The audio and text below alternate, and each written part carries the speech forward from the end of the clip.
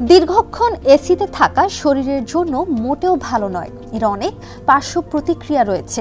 এমনকি এসিতে থাকতে থাকতে আমরা এর উপর নির্ভরশীল হয়ে পড়ছি প্রতিনিয়ত। অফিসে 8 থেকে 9 ঘন্টা টানা সেন্ট্রাল এসিতে থাকতে থাকতে অভ্যস্ত হয়ে পড়ছে সকলেই। আবার দেখা যাচ্ছে এই অভ্যাসের কারণে এবং গরম থেকে রক্ষা পেতে বাসায়ও এসি ব্যবহার করা হচ্ছে।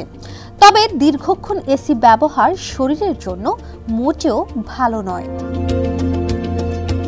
বর্তমানে বেশিরভাগ মানুষই বাড়িতে ফ্যানের বদলে এসি ব্যবহার করছেন। বিশেষজ্ঞরা বলছেন সারাদিন এসিতে থাকার ক্ষতিকর প্রভাব পড়ে শরীরে।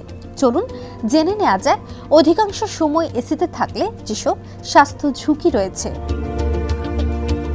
তীব্র গরমের সময় যদি আপনি দীর্ঘ সময় এসিতে থাকেন তাহলে তার প্রভাব পড়বে ত্বকে, কারণ এর ফলে ত্বক শুষ্ক হয়ে যায়। অনেক সময় ত্বক ফেটে গিয়ে চুলকানি দেখা দিতে পারে।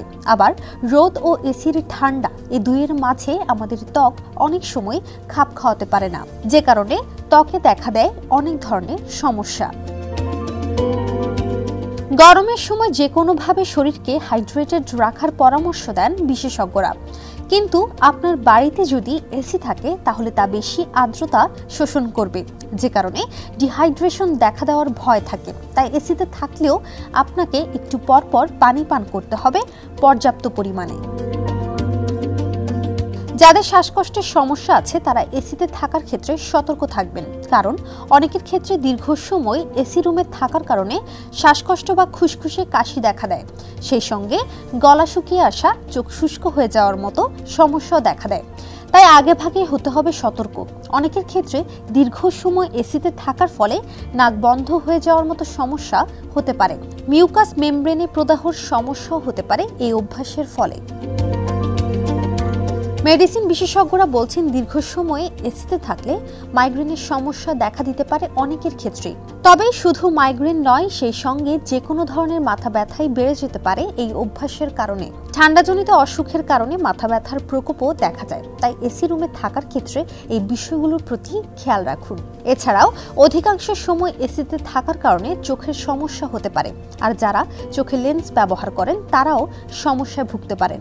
দীর্ঘক্ষণ এসিতে থাকলে অ্যালার্জির সমস্যাও মারাত্মক আকার ধারণ করতে পারে। এসব ছাড়াও এসি বেশ কিছু রোগের প্রকোপকে বাড়িয়ে দেয়, যেমন ব্লাড প্রেশার, আর্থ্রাইটিস সহ বিভিন্ন ধরনের স্নায়ুর সমস্যা। তবে কিছু বিষয় মেনে চললে এ ধরনের সমস্যা এড়িয়ে চলা সম্ভব।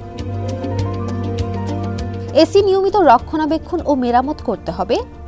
ঘরের তাপমাত্রা 21 থেকে 25 ডিগ্রির মধ্যে রাখুন।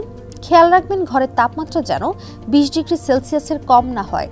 ঠান্ডার মৌসুমে এসি ব্যবহার না করাই ভালো। ত্বকের আর্দ্রতা ঠিক রাখতে লোশন ও ক্রিম ব্যবহার করুন।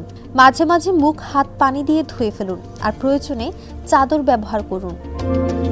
ডেস্ক রিপোর্ট, সমকাল।